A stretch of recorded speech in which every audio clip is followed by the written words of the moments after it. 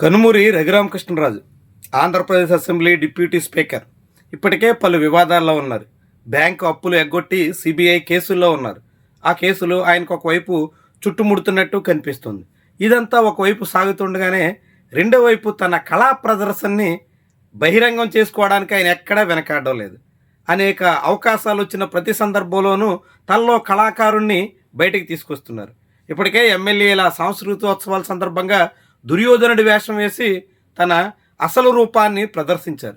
దాంతో ఆయన ఒక పెద్ద నటుడు అంటూ పివి సునీల్ కుమార్ లాంటి వాళ్ళు వ్యాఖ్యానించేటంత వరకు వెళ్ళింది. ఇలా రఘురామకృష్ణరాజు పెద్ద యాక్టరే అన్నట్టుగా మాట్లాడుతున్నటువంటి సమయంలోనే ఆయన యాక్టర్ మాత్రమే కాదు అని మరోసారి రుజువైంది. ఆయన యాక్టర్తో పాటుగా డ్యాన్సర్ కూడా అన్నట్టుగా తన కళని ప్రదర్శిస్తున్నారు. తాజాగా పాప్ సింగర్ స్మిత రూపొందించిన ఒక ప్రైవేట్ సాంగ్లో రఘురామకృష్ణరాజు దర్శనమిచ్చారు. దర్శనమివ్వడమే కాకుండా డ్యాన్స్ చేశారు.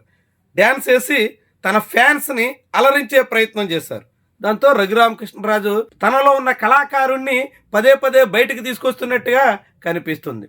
మనిషి అన్నాక కూర్చుంత కళాపోషణ ఉండాలో అని ముత్యాల ముగ్గు సినిమాలో రావు గోపాలరావు చెప్పిన మాటని రఘురామకృష్ణరాజు బాగా వంట పట్టించుకుంటున్నట్టు కనిపిస్తుంది.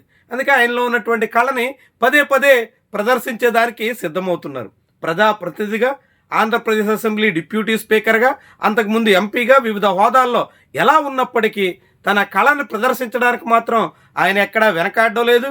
ప్రైవేట్ సాంగ్స్ లేకుంటే పబ్లిక్ డయాస్ ఎక్కడైనా తనలో ఉన్న కళాకారుణ్ణి వెలికి తీయడానికి ఎక్కడా తగ్గడం లేదు. ఇదంతా ఒకవైపు సాగుతుండగానే రెండో వైపు రాజకీయంగా ఆయన గడ్డు పరిస్థితిని ఎదుర్కొంటున్నారు అని చెప్పొచ్చు. ఆయనకి ఇష్టం లేని పోస్ట్ కట్టబెట్టినట్టుగా తాజాగా ఆయన మరోసారి అంగీకరించారు. విజయవాడ బుక్ ఫెస్టివల్లో జరిగినటువంటి కార్యక్రమంలో రఘురామకృష్ణరాజు నోరు నొక్కేశారు అంటూ సిపిఐ నారాయణ సెటైర్ వేశారు.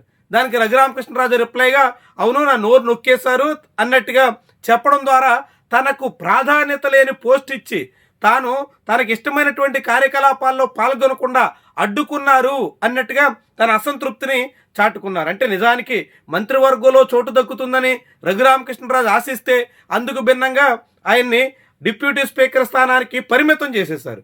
తద్వారా ఆయనలో అసంతృప్తి ఉందని, ఎప్పటికైనా మంత్రి కావాలనేటువంటి కోరిక ప్రబలంగా ఉందని మరోసారి విజయవాడ బుక్ ఫెస్టివల్ వేదికగా ఆయన అభిప్రాయాన్ని వెలుబుచ్చేశారు. ఇట్లా ఒకవైపు సిబిఐ కేసులు, సుప్రీంకోర్టు వ్యవహారం అంతా మెడకు చుట్టుకుంటున్నటువంటి తరుణంలో రెండో వైపు ఇలా తనకి రాష్ట్ర ప్రభుత్వంలో తగినంత ప్రాధాన్యత రావడం లేదు అని రాజకీయంగా అసంతృప్తి వ్యక్తం చేస్తూనే అసలు తనలో ఉన్నటువంటి కళాకారుణ్ణి వెలికి తీసి తన కళారూపాలను ప్రదర్శించడానికి, తనలో ఉన్న కళాకారుడు బహిరంగం కావడానికి రఘురామకృష్ణరాజు ఎక్కడ సంకోచించట్లేదు, ఎక్కడ సంశయం కూడా చూపడం లేదు. మొత్తంగా రఘురామకృష్ణరాజు అయితే తనలో ఉన్న కళాకారుణ్ణి యాక్టర్తో పాటు ఇప్పుడు డ్యాన్సర్ని కూడా బయటకు తీసుకొచ్చినట్టు అయ్యింది.